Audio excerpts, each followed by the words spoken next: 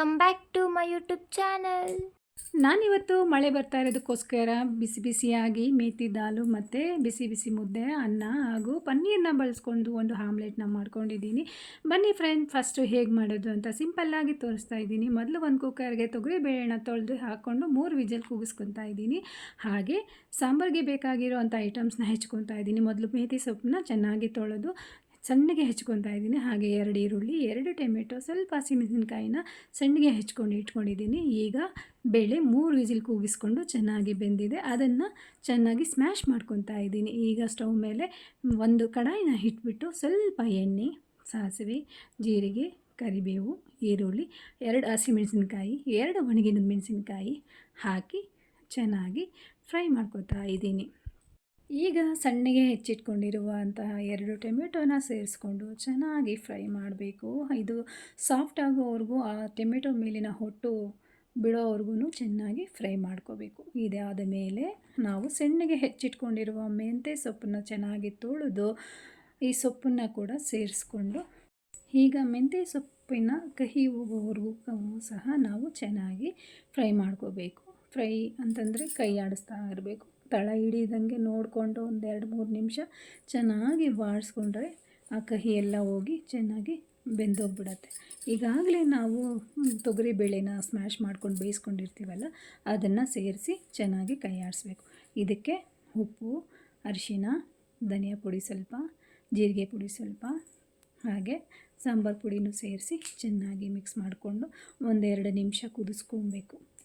ಎಲ್ಲ ಆದಮೇಲೆ ಎಷ್ಟು ನೀರು ಬೇಕೋ ಅಷ್ಟು ನೀರು ಸೇರಿಸ್ಕೊಂಡು ಹುಣಸೆ ಹುಳಿ ಕೂಡ ಸೇರಿಸಿ ಒಂದು 2-3 ನಿಮಿಷ ಕುದಿಸ್ಕೊಂಡು ಕೊತ್ತಂಬರಿ ಸೊಪ್ಪು ಹಾಕಿ ಇಳಿಸ್ಕೊಂಡ್ರೆ ತುಂಬ ರುಚಿಯಾಗಿರೋ ಅಂಥ ಮೇಥಿ ದಾಲ್ ರೆಡಿ ಆಗಿಬಿಡುತ್ತೆ. ಇದ್ರ ಜೊತೆಗೆ ಬಿಸಿ ಬಿಸಿ ಮುದ್ದೆ ಕೂಡ ಮಾಡ್ಕೊಂಡಿದ್ದೀವಿ ಚಿಕ್ಕ ಚಿಕ್ಕದಾಗಿ. ಅದ್ರ ಜೊತೆಗೆ ನಾನು ಪನ್ನೀರನ್ನ ಬಳಸ್ಕೊಂಡು ಒಂದು ಆಮ್ಲೆಟ್ನ ಮಾಡ್ಕೊಂಡಿದ್ದೀನಿ. ತುಂಬ ರುಚಿಯಾಗಿ ಬಂದಿತ್ತು. ಪನ್ನೀರ್ ಆಮ್ಲೆಟ್ನ ಮಾಡಬೇಕಂತಂದರೆ ಬೇಕಾಗಿರೋ ಐಟಮ್ಸ್ನ ಪನ್ನೀರನ್ನ ನಾವು ಸಣ್ಣಗೆ ತುರ್ಕೊಂಡಿದ್ದೀನಿ. ಇದಾದಮೇಲೆ ಸಣ್ಣಗೆ ಹೆಚ್ಕೊಂಡಿರೋ 2 ಈರುಳ್ಳಿನ ಸೇರಿಸ್ಕೊಂಡು, ಸಣ್ಣಗೆ ಹೆಚ್ಕೊಂಡಿರೋ 2 ಹಸಿಮೆಣಸಿನ್ಕಾಯಿ, ಸ್ವಲ್ಪ ಕೊತ್ತಂಬರಿ, ಹಾಗೆ ಒಂದು 2 ಮೊಟ್ಟೆನ ಸೇರಿಸ್ಕೊಂಡು, ಸ್ವಲ್ಪ ರುಚಿಗೆ ತಕ್ಕಷ್ಟು ಉಪ್ಪು, ಪೆಪ್ಪರ್ ಪೌಡರು, ಜೀರಾ ಪೌಡರು, ಸ್ವಲ್ಪ ಚಾಟ್ ಮಸಾಲೆನ ಸೇರಿಸ್ಕೊಂಡು ನಾನು ಚೆನ್ನಾಗಿ ಮಿಕ್ಸ್ ಮಾಡಿಕೊಂಡು ಕಾದ ಹೆಂಚಿನ ಮೇಲೆ ಹುಯ್ತಾ ಇದ್ದೀನಿ. ಈ ಪನ್ನೀರನ್ನ ನಾನು ಮನೆಯಲ್ಲೇ ಮಾಡ್ಕೊಂಡಿರೋದು. ಈ ಮಿಲ್ಕ್ ಪೌಡರಿಂದ ಆ ಪನ್ನೀರ್ ಹೇಗೆ ಮಾಡೋದು ಅಂತ ಕೂಡ ನಾನು ನೆಕ್ಸ್ಟ್ ವೀಡಿಯೋನಲ್ಲಿ ತೋರಿಸ್ತೀನಿ ನೋಡಿರಿ. ಈಗ ಅದಕ್ಕೆ ಸ್ವಲ್ಪ ಅರಶಿನ ಕೂಡ ಸೇರಿಸ್ಕೊಂಡು ಚೆನ್ನಾಗಿ ಮಿಕ್ಸ್ ಮಾಡಿಕೊಂಡು ತವ ಮೇಲೆ ಹುಯ್ತಾ ಇದ್ದೀನಿ. ಟೇಸ್ಟ್ ಅಂತೂ ತುಂಬಾ ಚೆನ್ನಾಗಿತ್ತು. ಇನ್ನೂ ಒಂದ್ಸಲಿ ಶಾರ್ಟ್ ವಿಡಿಯೋನಲ್ಲಿ ನಾನು ಕ್ಲಿಯರಾಗಿ ತೋರಿಸ್ತೀನಿ. ನೋಡಿ ಎಷ್ಟು ಚೆನ್ನಾಗಿ ಬಂದಿದೆ. ಒಂದು 2 ನಿಮಿಷ ಸಣ್ಣ ಫ್ಲೇಮಲ್ಲೇ ಬೇಯಿಸ್ಕೋಬೇಕು. ತಿರ್ಗಿಸೋದು ಸ್ವಲ್ಪ ಎಲ್ಲ ನೀಟಾಗಿ ಬೆಂದ ಮೇಲೆ ನಾವು ಈಗ ರೆಡಿಯಾಗಿದೆ ಪನ್ನೀರಿಂದ ಮಾಡಿರೋ ಆಮ್ಲೆಟು.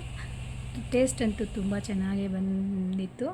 ನೀವು ಕೂಡ ಮನೆಯಲ್ಲಿ ಒಂದು ಸಲ ಸಿಂಪಲ್ಲಾಗಿ ಈ ಥರ ಟ್ರೈ ಮಾಡಿ ಹೇಗೆ ಬಂತು ಅಂತ ಕಮೆಂಟ್ ಮಾಡೋದನ್ನು ಮರಿಬೇಡಿ.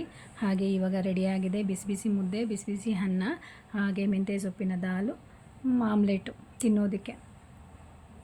ಈಗ ಹೊಸದಾಗಿ ಯಾರೂ ನನ್ನ ಚಾನಲ್ನ ವಿಸಿಟ್ ನೋಡಿದ್ದೀರಾ ಅವರೆಲ್ಲರೂ ಸಹ ನನ್ನ ಚಾನಲ್ನ ಸಬ್ಸ್ಕ್ರೈಬ್ ಮಾಡ್ಕೊಳ್ಳಿ.